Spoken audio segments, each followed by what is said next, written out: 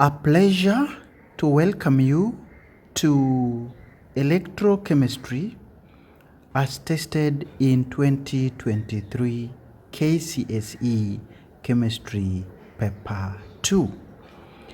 This is one of the topics that is always tested in Paper 2.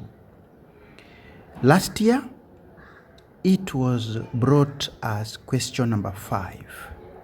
Join us as we share with you the expected responses to the questions that were tested. We begin with part A.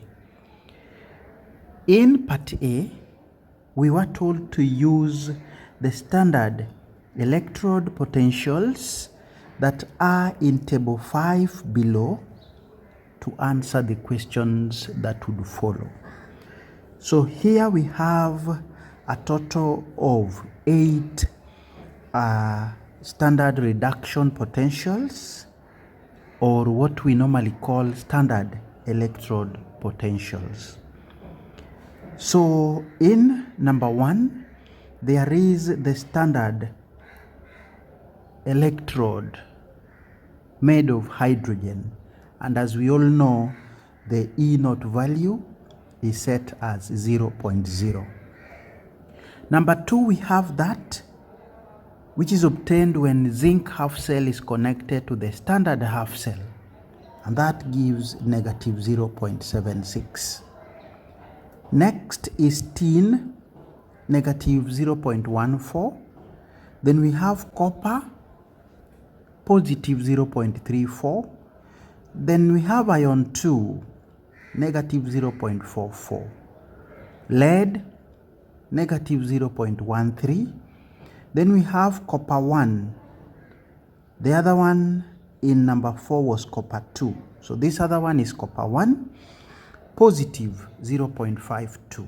And lastly, we've been given silver at positive 0.80.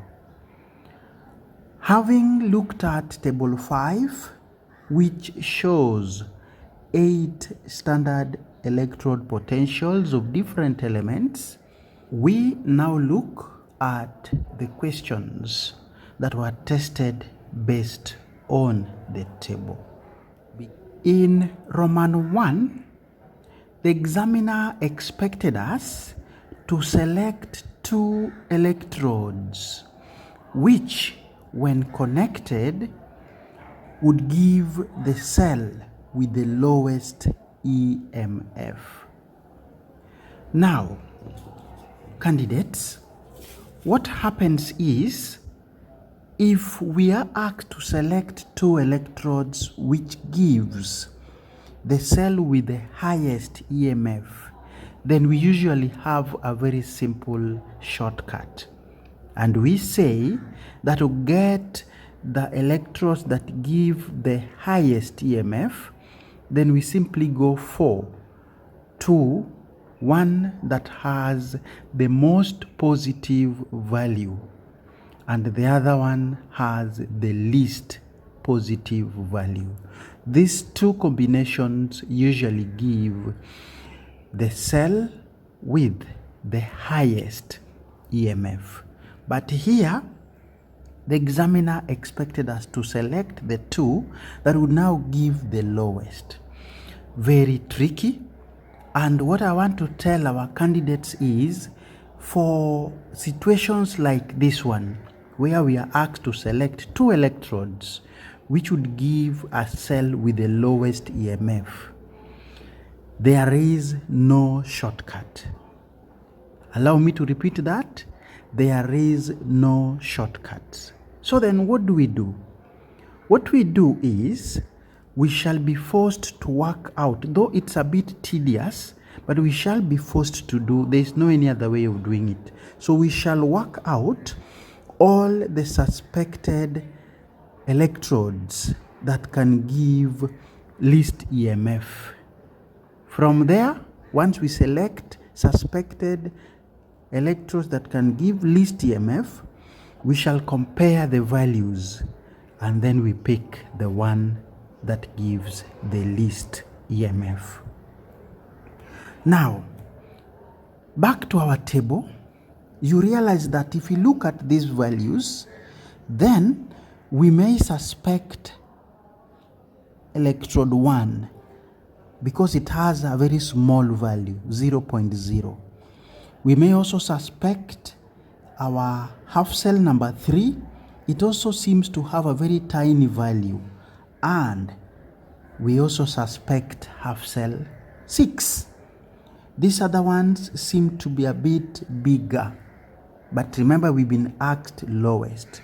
So according to me, I would go for the 3 to be suspected to have the least EMF. Now that I have 3, I will be forced to now calculate the actual EMF values.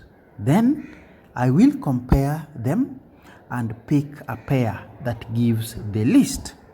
Now before we do so, don't forget that electromotive force or EMF of a complete cell is given by E naught of the reduced cell minus E naught of the oxidized cell. Now, I know there are students here who confuse. If I have 2 half cells, do I know which will be reduced and do I know which will be oxidized? And as the Kenyan teacher, we've always simplified this for you. We've always told you that you pick any 2 and the one that would have the most positive E naught value, this would give us the strongest oxidizing agent. Dear candidate, mark this correct because this is all you need to pass this topic. So the half cell with the most positive E naught value is usually the stronger oxidizing agent. Now, oxidizing agents are usually reduced in reactions. Reduction takes place at cathode. We've always said this. And when we are asked to draw the complete electrochemical cell, this cathode is usually put on the right-hand side of your diagram. So, once you remember this, I usually call it a tagline.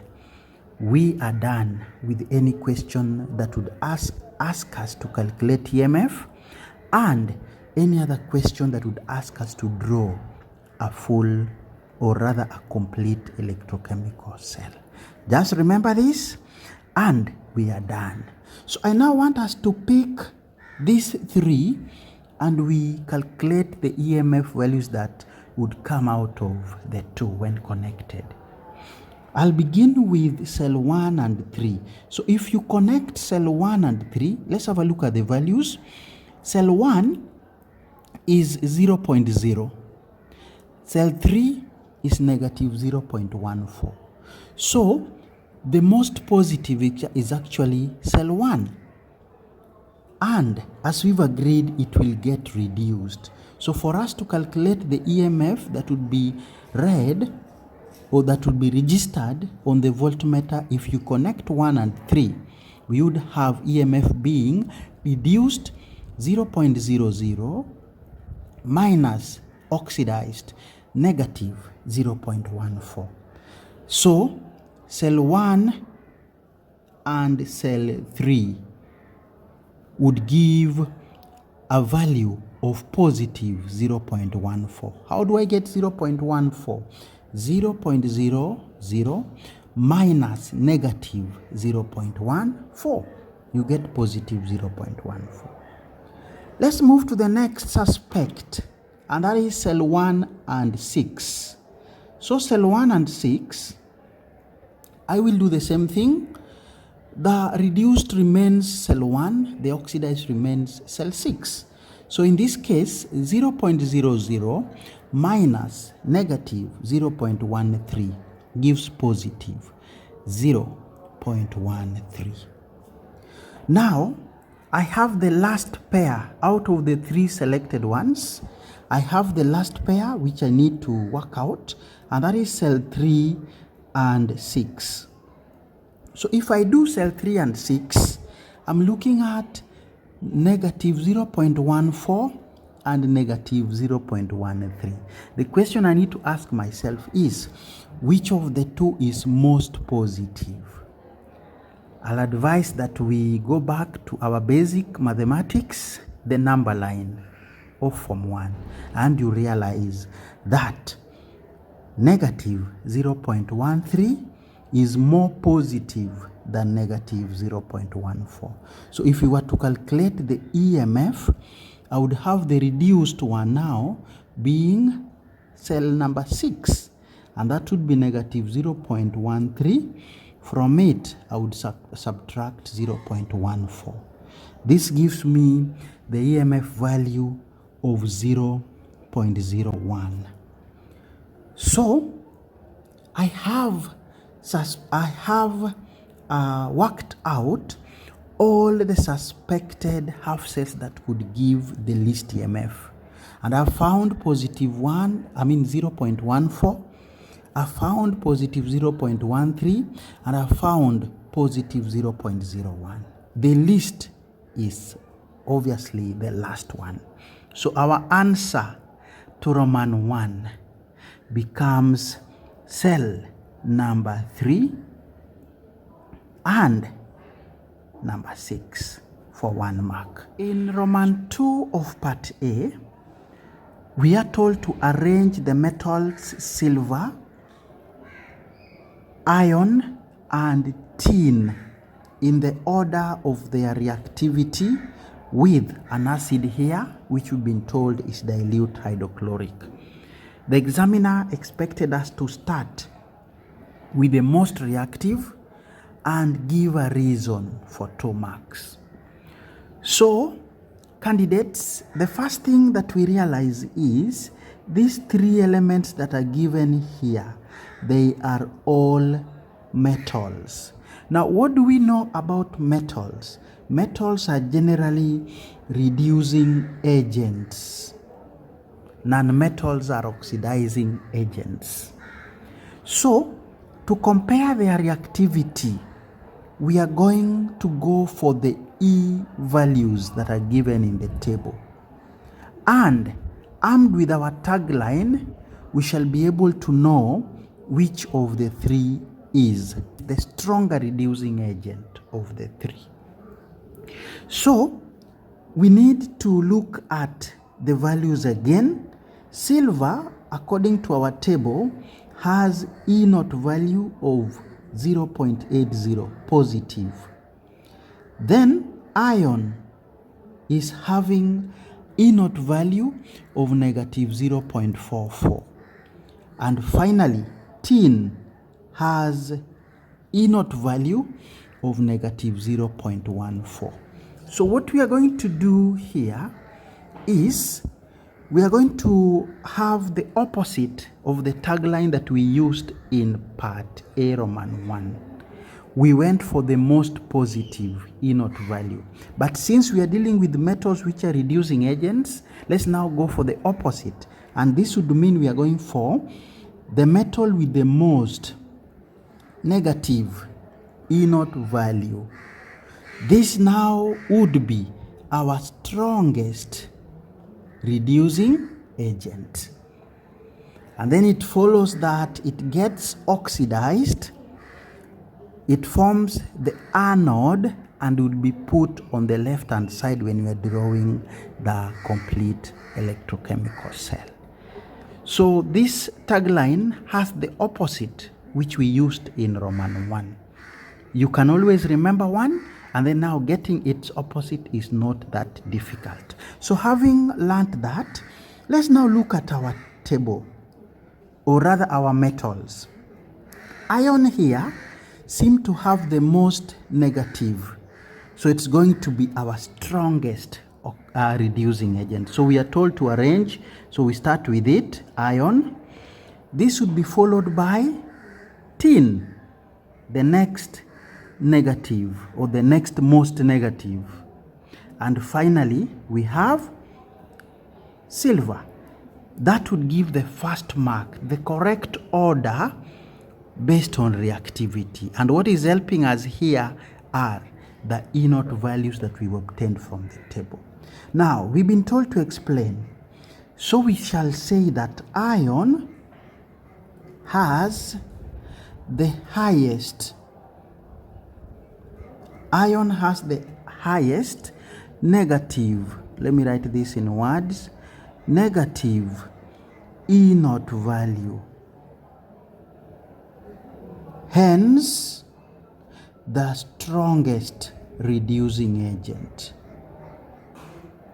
Just like we've agreed in what I call the tagline. So the order, 1 mark, the reason, 1 mark. Now, those of us who feel that writing the whole of this is not very easy, you could replace it with that iron has the highest negative E0 value, hence the most reactive. So instead of saying the strongest reducing agent, you can say the most reactive. And then we also had another way of doing it, and we would say that iron has the highest negative E0 value, hence the most electropositive. All this would give the reason as to why we are going for the order. Good enough for that. So we now turn over to Roman 3 of part A. Question still remains question 5. Part 3 is telling us that an electrochemical cell is made up of electrode 4 and 7. Now, if you looked at our table, the E0 value for electrode 4 is positive 0.34, and the E0 value for electrode 7 is positive 0.52. The first part of the question is asking us to calculate EMF, and here, as agreed, EMF of cell is given by E reduced minus E oxidized. I have just explained how to get these, but it doesn't cost anything to repeat.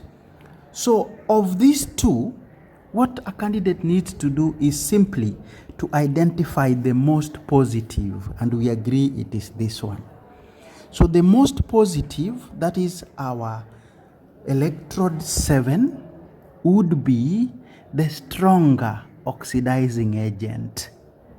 This stronger oxidizing agent of the two gets reduced. That sorts out all your issues. So for our EMF, we would have E reduced positive 0.52. From it, we subtract the oxidized one, which is now the remaining one, 0.34. And you get your value as positive 0.18 volts.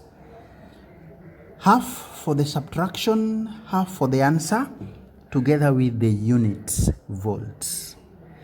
Next question, we are told to write an equation for the cell reaction.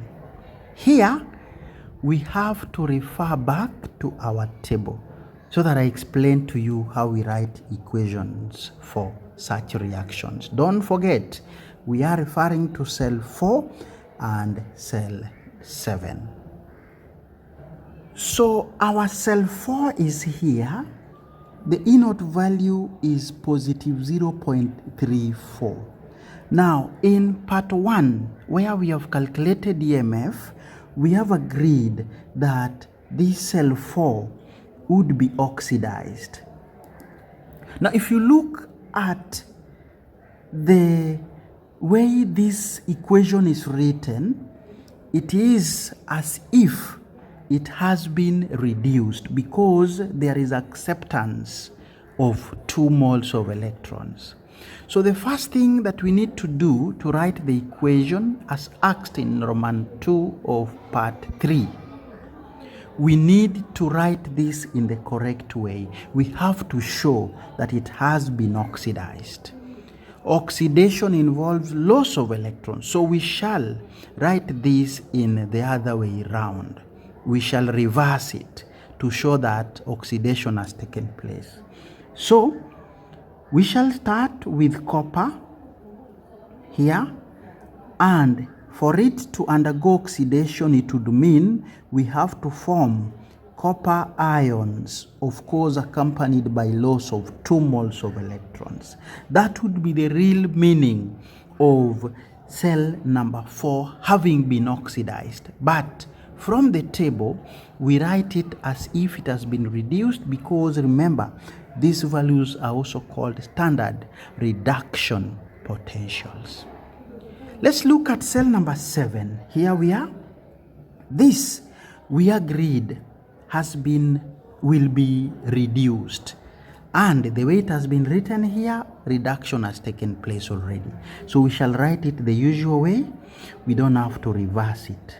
Copper 1 ions aqueous, accepting 1 mole of electrons to get copper solid. Dear candidate, up to that point, I hope we are together. We are reversing this cell number 4 because it has undergone oxidation. And this will leave the way it is because it has been reduced. Next is to balance the number of moles of electrons for equation 1 and 2. So I'll have to add 2 here, make number of moles of electrons 2, and here as well. Then I now have to cancel out those that appear on both sides of the 2 equations. So 2 moles of electrons will go, and copper also appears twice. So copper will go, but here remember I have 2. So if 1 has gone, I will remain with the other one. There is no any other species that look the same for the 2 equations. So I'll have to rewrite this again, but I exclude the species that I've cancelled out. So my equation for the reaction therefore becomes 2 moles of copper 1 ions aqueous. That is here. We go straight to the arrow. On the right, I have copper 2 ions aqueous and copper. Candidates, that is what we should always do when we are asked to write the equation for the reaction. So we shall copy this into the space that was meant for answering that question. The equation for the reaction has since been explained, and we've agreed 2 moles of copper 1 ions aqueous would give 1 mole of copper 2 ions aqueous and copper solid. Well explained in the previous discussion. We move to Roman 4. Here now we are asked to draw a complete electrochemical cell. So we are asked to draw a label diagram of an electrochemical cell that would be used to measure the standard electrode potential of tin. Tin is number 3. So if you are told to measure standard electrode potential, the other half cell becomes hydrogen. Now, tin has an E naught value of negative 0.14. Hydrogen has 0.0. So a complete electrochemical cell would have 2 half cells that are connected side by side. Before we decide which one would be hydrogen and which one would be tin, there are some considerations that we have to make here, and we shall be guided by these 2 values. Now, we again recite our tagline. Most positive, which happens to be hydrogen here, would be the strongest oxidizing agent. Oxidizing agent will be reduced. Reduction takes place where? At the cathode. and cathode is usually put on the right hand side. So as we draw, my friends, we have to put hydrogen half cell on the right, and T now comes to be the one that we start with. Because it is our anode, it will undergo oxidation. So with that, we go ahead. Tin strip is there, and we dip it into 1 molar solution of tin ions. And this becomes our tin. So before we draw, it's good to know where to place what. So there we go.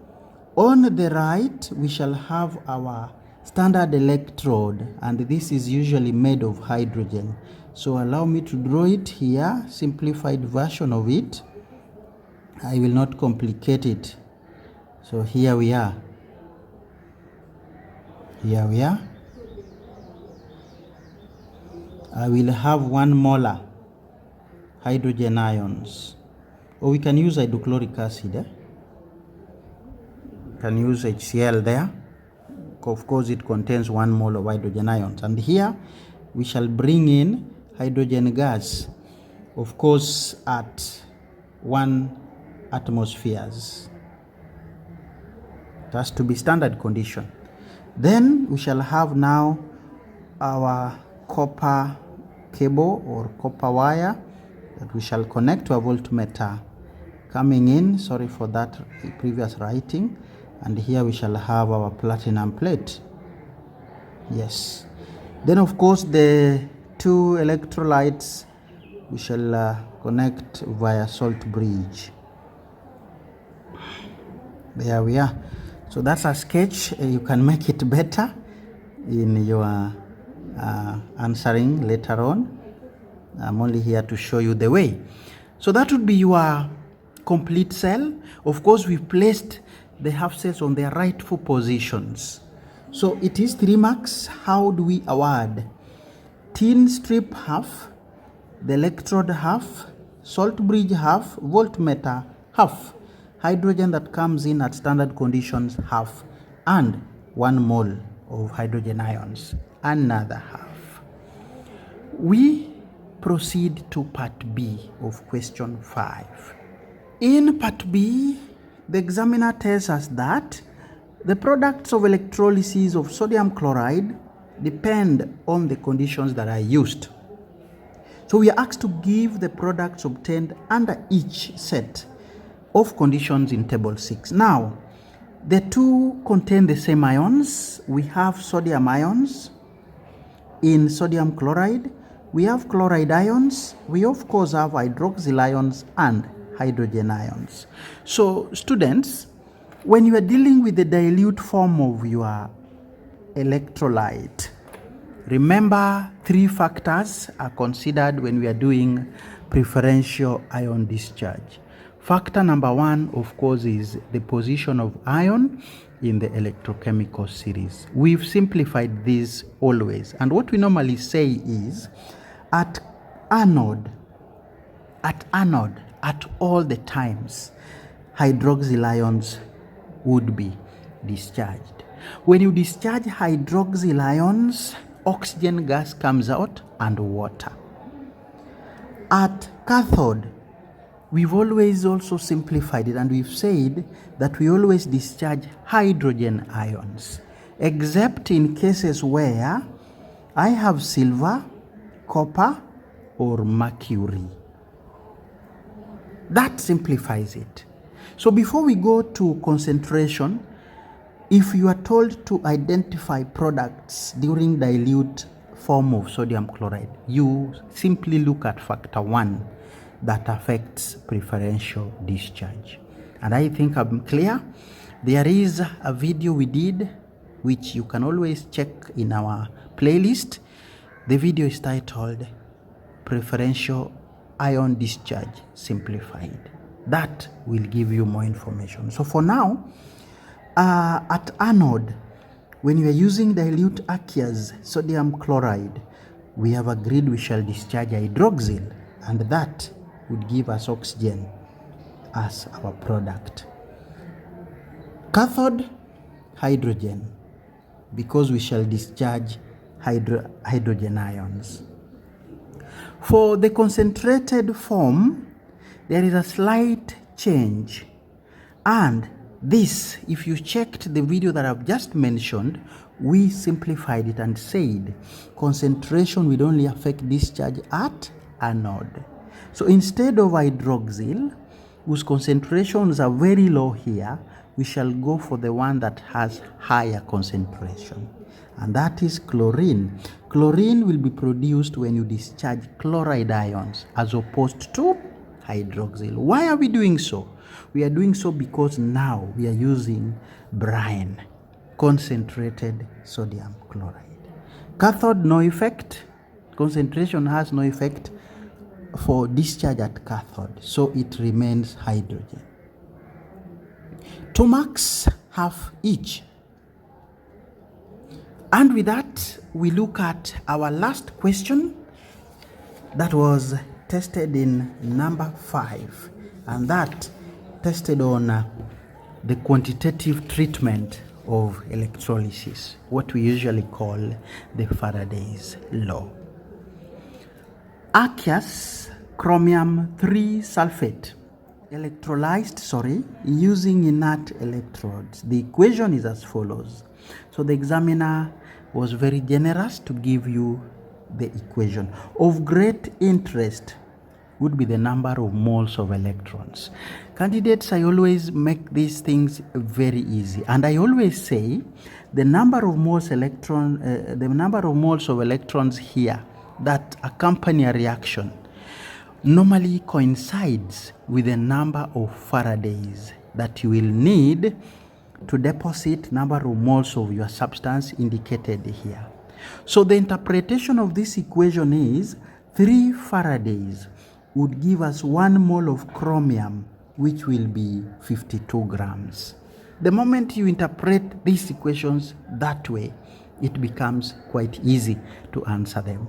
So let's go ahead and see what was asked. Calculate the time in seconds required to deposit 2.6 grams of chromium using a current of 5.5 amperes. So even before you go into answering this question, let us interpret our equation.